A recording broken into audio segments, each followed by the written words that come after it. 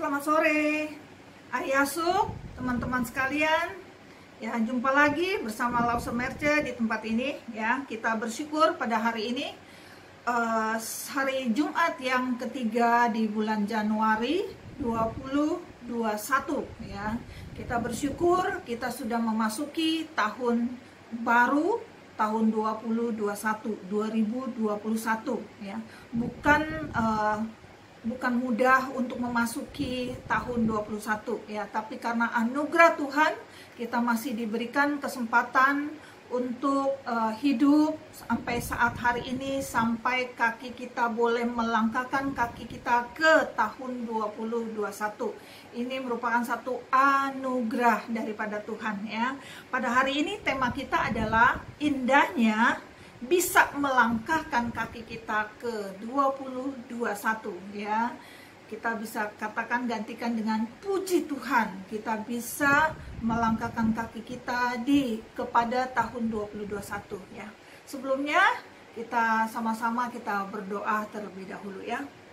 Bapa dalam surga, terima kasih hari ini Jumat yang ketiga. Kami sudah masuk di tahun yang baru 2021 ini. Tuhan, kami hanya satu hal, kami hanya mau bersyukur kepada Tuhan.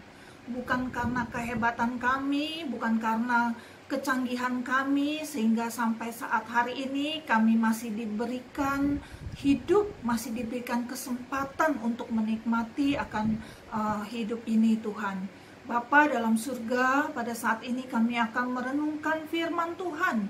Kiranya Tuhan memberkati akan setiap kami. Berkati AI Asuk, teman-teman sekalian yang akan mendengarkan firman-Mu.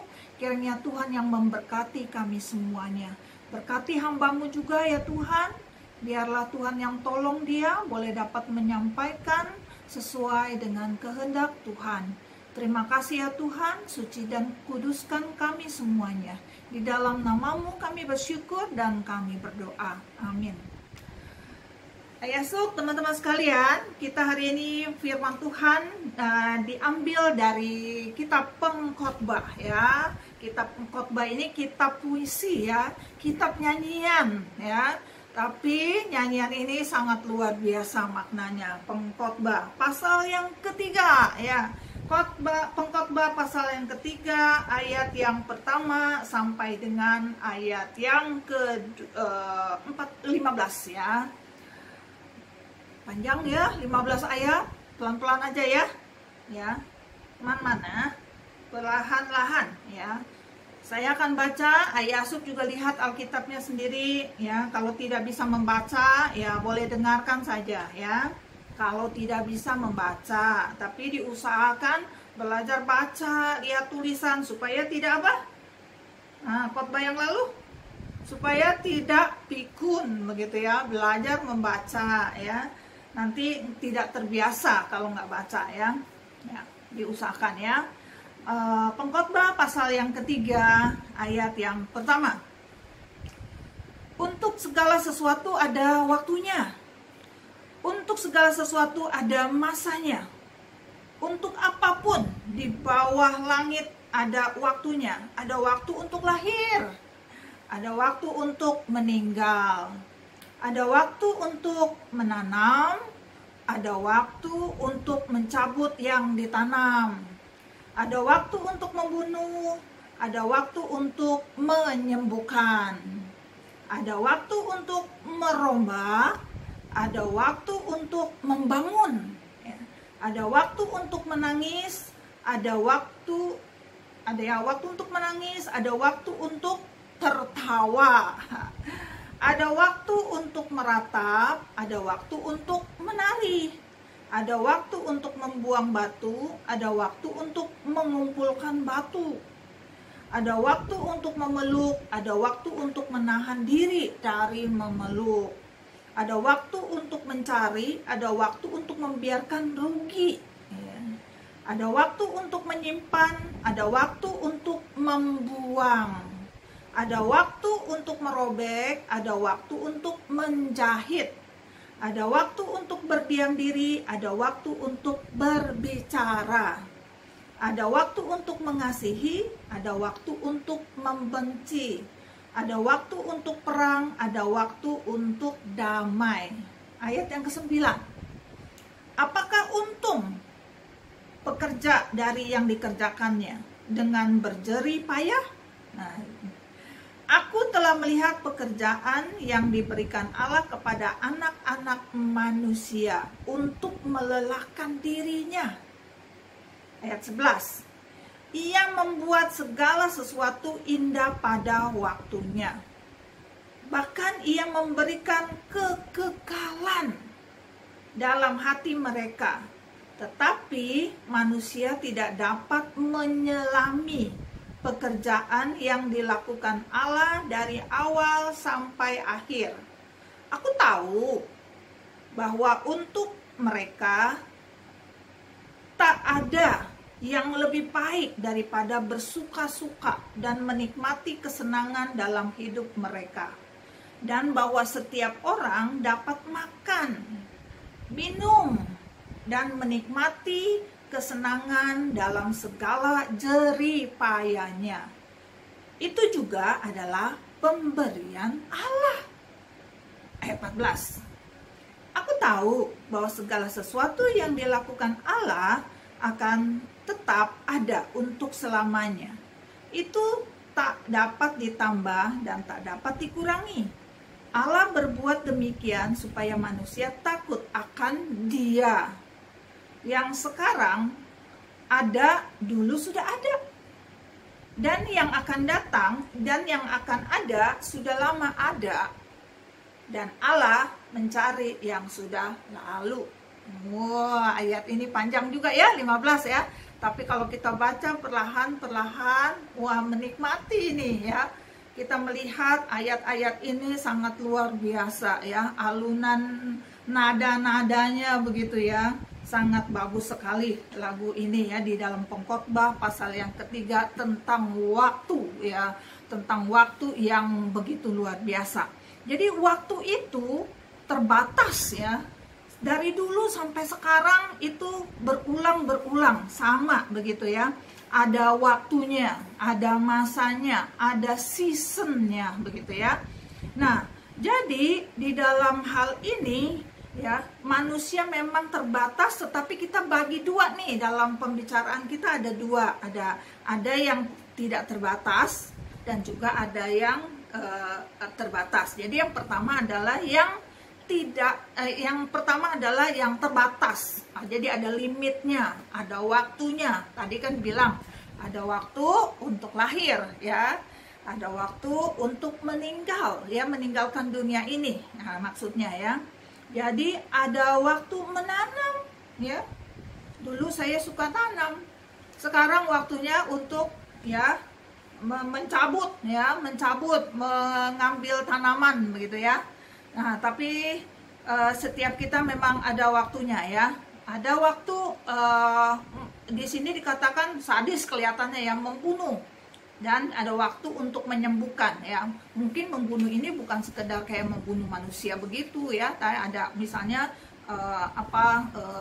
ada pemerintahan menjalankan disiplin dan lain sebagainya ini. Karena apa? Ini menyangkut bukan manusia saja, tapi seluruh makhluk yang ada di dalam dunia. Jadi di kolong langit ini, di bawah matahari ya, tidak ada yang kekal begitu ya. Jadi ada waktu merombak, ada waktunya membangun, menangis dan tertawa ya, meratap dan menari, buang batu, kumpulin batu, memeluk dan juga menahan untuk memeluk, mencari ya, mencari uang mungkin ya, mencari rezeki, tapi ada juga yang harus membuang rezeki ya, karena ada waktunya, segala sesuatu ada waktunya, membiarkan rugi begitu ya. Menyimpan dan juga membuang, ada waktu kita menyimpan sesuatu, menyimpan barang, menyimpan harta, menyimpan uang, tapi ada waktunya kita membuang harta, membuang penyimpanan kita ya. Ada waktu untuk merobek, ada waktu untuk menjahit ya. Ada berdiam ya, ada waktu untuk diam, ada waktu berbicara. Kalau orang terus-terusan bicara kan aneh ya gitu ya. Kalau orang diam terus juga kan aneh ya. Jadi ada waktunya. Ada orang mau ngomong ya ngomong aja begitu ya. Ada orang mau diam ya diam, tapi jangan terus-terusan begitu ya. Berdiam nggak ada ngomongnya gitu ya. Mau berbicara terus begitu ya. Kapan diamnya ya?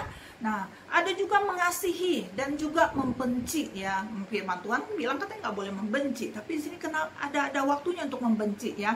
Jadi membenci di sini ini sekali lagi global ya, bukan hanya manusia ya. Ada saat-saat yang kita harus benci. Apa itu yang benci? Ya kita benci dosa lah, dosa benci ya. Ada hal-hal yang kita memang harus benci ya.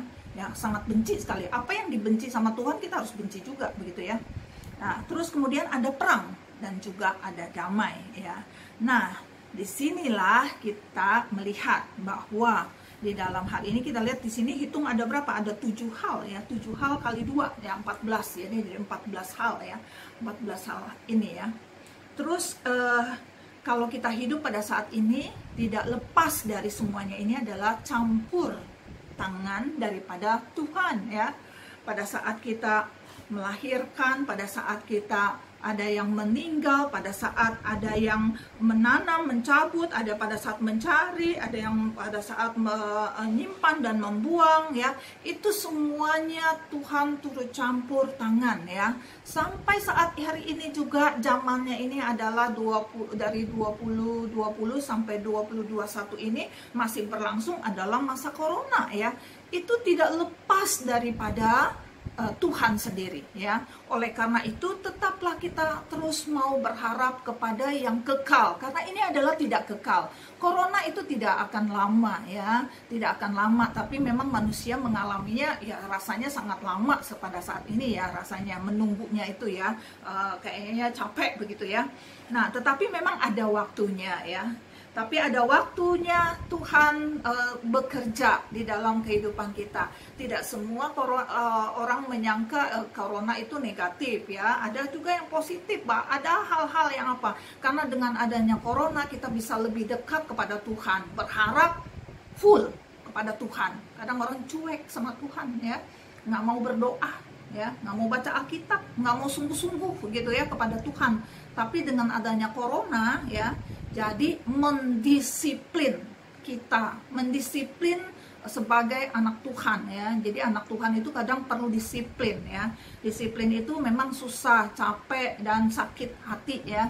Tetapi itu adalah kalau Tuhan sudah mendisiplin kita, kita tidak bisa tolak. Oleh karena itu kita belajar terus supaya kita dekat kepada Dia yang kekal ya. Oleh karena itu kita tetap memuji dan memuliakan nama Tuhan dimanapun kita berada, dalam keadaan apapun ya. Kita masih bersyukur, masih diberikan kekuatan, diberikan kesempatan, diberikan segala macam sama Tuhan ya. Oleh karena itu tetaplah kita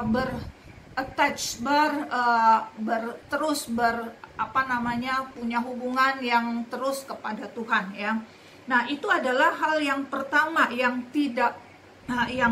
terbatas ya. Jadi hal-hal yang terbatas dari ayat 1 sampai ayat yang ke-8 itu tentang hal-hal kita, kelakuan kita, tingkah laku kita, pekerjaan kita, itu yang terbatas ya. Tetapi ada hal yang tidak terbatas ya. Yang tidak terbatas kita coba baca ayat yang ke-11 ya. Ayat yang ke-11 dikatakan demikian ya. Ia membuat segala sesuatu indah pada waktunya ya. Indah pada waktunya. Sebelum corona kan saat-saat indah ya. Kita ingat Tuhan nggak ya saat itu ya. Nah, sekarang ada corona ya, kita ingat Tuhan ya.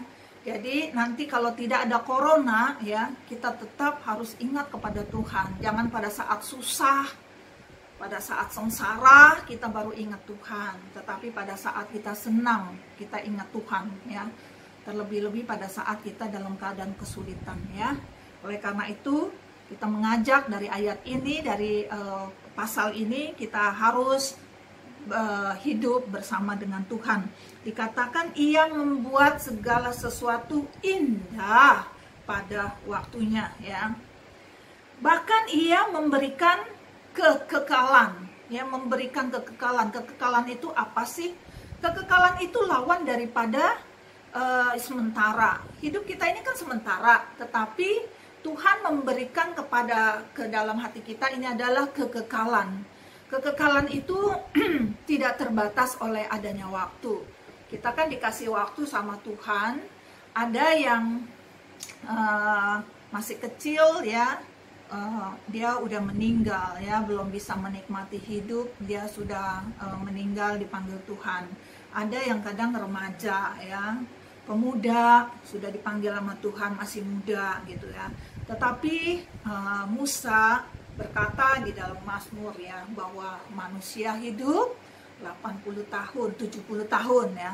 Kalau dia kuat menjadi 80 tahun.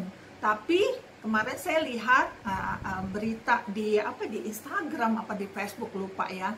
Itu ada wanita ya yang umurnya 100 ya, ulang tahun ke 100, tiup lilin begitu ya. Wah, luar biasa begitu ya.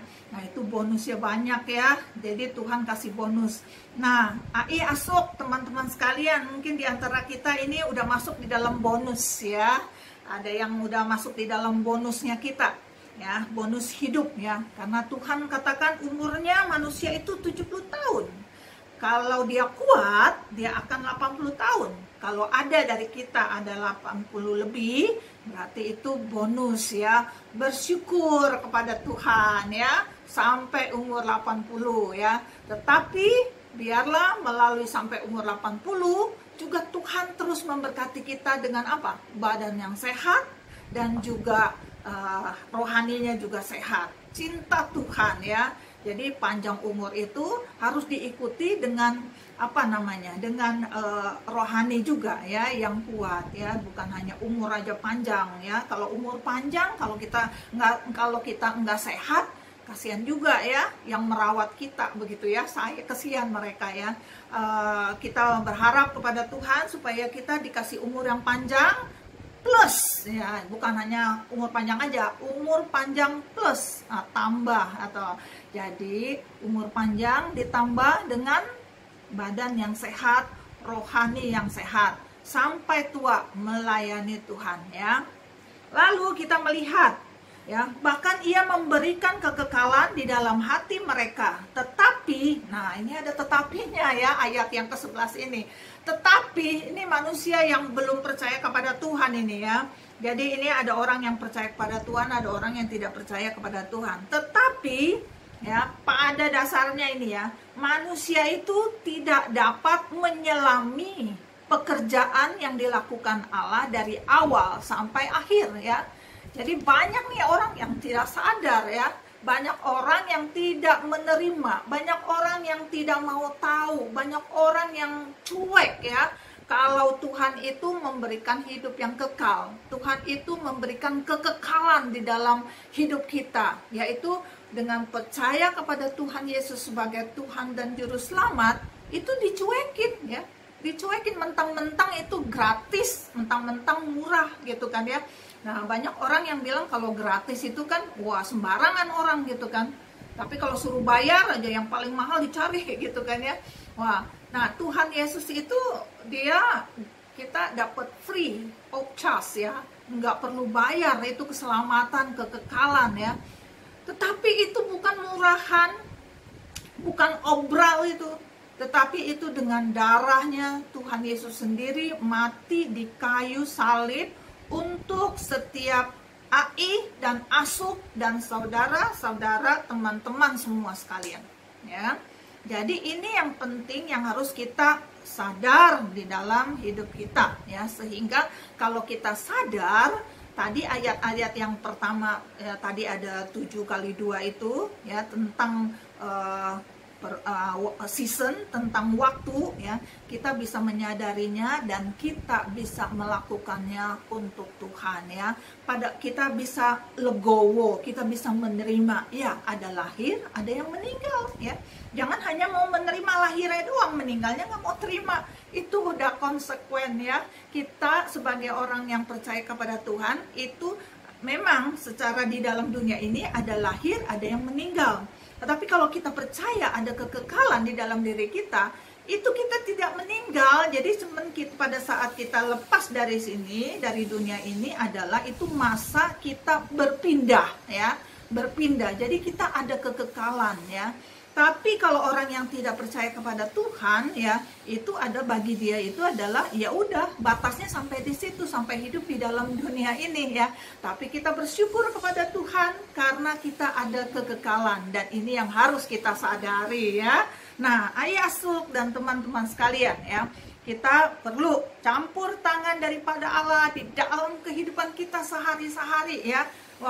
Waktu kita menghadapi kehidupan yang sangat sulit pun ya, kita tetap memuji dan memuliakan nama Tuhan ya.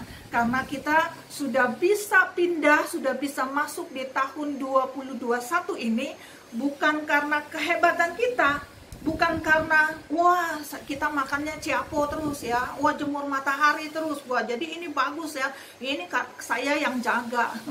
Ya itu adalah bagian ya, tetapi yang paling utama dan pertama itu adalah kita masih dikasih kesempatan sama Tuhan ya. Ini adalah Tuhan yang menghendaki kita masih bisa hidup ya kan, bukan karena kekuatan kita, bukan karena kemampuan kita, bukan karena hal-hal yang kita lakukan, tetapi ini adalah Tuhan mau kita masih hidup ya. Oleh karena itu selama kita masih hidup, kita lakukan semuanya untuk Tuhan ya, semuanya untuk Tuhan. Jadi hal-hal yang tidak terbatas ini ada di ayat yang ke-11 ini kita harus sadari. Di ayat yang ke-9 sampai yang ke-10 dikatakan, apa untungnya orang berjerih payah, dikatakan begitu ya. Apa untungnya sih orang berjerih payah ya? Pekerjaan untuk melelahkan manusia saja begitu ya. Jadi orang yang bekerja dari pagi, siang, malam itu hanya untuk melelahkan dirinya.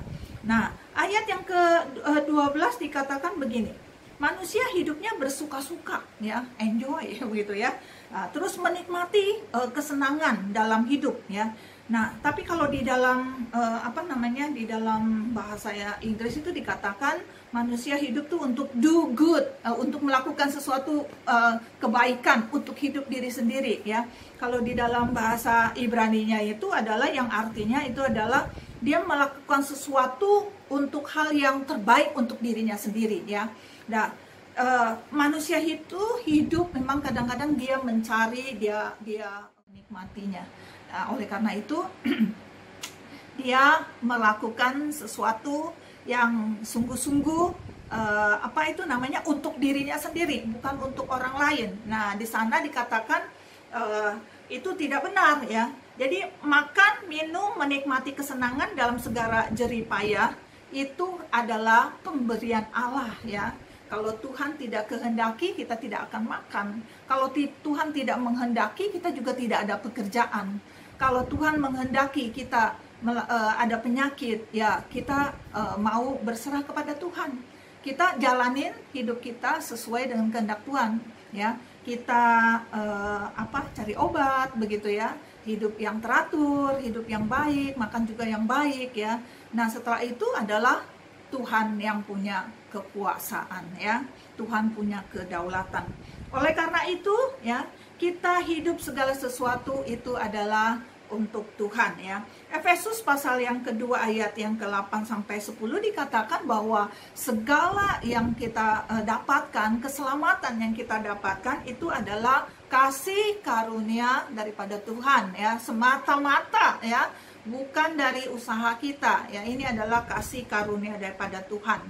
Ini bukan usaha kita, ini adalah pemberian daripada Tuhan sendiri ya.